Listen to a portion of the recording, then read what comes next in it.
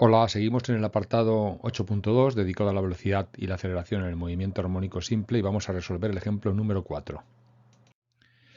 Dice así: una masa sujeta a un muelle oscila con una frecuencia angular de 5 radianes partido segundo. En el instante inicial la masa se encuentra en la posición x igual a 2 centímetros y tiene una velocidad de menos 15 centímetros partido segundo. Nos pide que calculemos las ecuaciones para la posición, la velocidad y la aceleración. Bueno, vamos a empezar como siempre anotando todos los datos que nos da el ejercicio. En este caso la frecuencia, 5 radianes partido por segundo. Nos da la posición inicial de 2 centímetros, la apuntamos ya escrita en el sistema internacional, 0,02 metros. La velocidad inicial, menos 0,15 metros partido por segundo, también ya en metros partido segundo, sistema internacional, para que luego no se nos olvide cambiar unidades. Y como vamos a escribir la ecuación para la posición, la velocidad y la aceleración, pues vamos a escribirnos también la expresión para la ecuación de la posición que hemos visto cómo se obtenía ya en vídeos anteriores. Sustituimos en esa expresión para la posición los valores que conocemos, en este caso la frecuencia es el único parámetro que conocemos. Y ahora a la hora de calcular la expresión completa para la posición vamos a necesitar ayuda de la ecuación de la velocidad. Fijaos que el único parámetro que conocemos es la frecuencia y luego conocemos dos datos sobre la posición inicial y la velocidad inicial.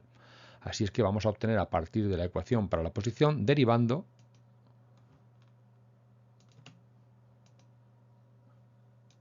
ahí está, derivando vamos a obtener la ecuación para la velocidad. Recordad que esto ya lo hemos hecho también en algún vídeo anterior. La derivada del coseno es menos seno, de ahí que aparezca ese signo menos 5a seno, y ese 5 viene de la derivada de lo de dentro del coseno, de lo de dentro del paréntesis. Derivada con respecto al tiempo de 5t más la fase inicial es 5. ¿Vale? Bueno, tenemos la ecuación para la posición, tenemos la ecuación para la velocidad y vamos a sustituir ahora los datos para la posición y la velocidad iniciales. Ahí tenéis. La posición inicial, es decir, cuando el tiempo es 0, 0,02 es igual a la amplitud por el coseno de 5 por 0, 0 más la fase inicial. Por eso se nos queda 0,02 igual a la amplitud por el coseno de la fase inicial. Y lo mismo para la velocidad. La velocidad inicial es menos 0,15 y cambiamos el tiempo por 0 y obtenemos pues, menos 0,15 igual a menos 5a por el seno de la fase inicial. Bueno, pues con esas dos ecuaciones vamos a resolver un sistema donde nuestras incógnitas son la amplitud A y la fase inicial, ¿vale? La manera más sencilla de hacerlo, porque esto no es fácil si no andamos un poco listos, la manera más sencilla es dividir una ecuación entre otra. Ahí tenemos. Dividimos 0,15 entre 0,02. Al otro lado dividimos 5a seno entre a coseno. La a con la a se va, se nos queda 5. Y seno entre coseno, tangente de la fase inicial. Bueno, pues dividimos todos entre 5 o pasamos el 5 dividiendo al otro lado. Se nos queda que la tangente del ángulo es igual a 0,15 dividido entre 0,02 por 5, que es 0,1. Calculamos ahora el arco tangente de 0,15 partido 0,1 y obtenemos el ángulo. El ángulo lo obtenemos en radianes, para eso es muy importante, atención, que tengamos nuestra calculadora en modo radianes. Si no, el resultado que obtuviéramos estaría en grados, ¿vale? Bueno, pues la fase inicial en principio es 0,98 radianes. Digo en principio porque hay dos ángulos que tienen la misma tangente, ¿vale? 0,98 radianes, que está en el primer cuadrante, y su equivalente en el tercer cuadrante, que sería pi más 0,98. Eso me da 4,12 radianes. Esos dos ángulos pueden ser solución para la fase inicial.